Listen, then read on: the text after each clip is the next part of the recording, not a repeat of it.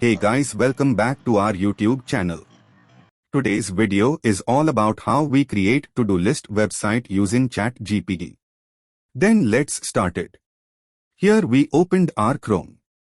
Going to ChatGPT website and write a separate page code for to-do list website using HTML, CSS and JavaScript. After click enter. Here you guys are able to see this. Our code is start writing. After writing this code, only we do copy this code paste in your code editor. That's it.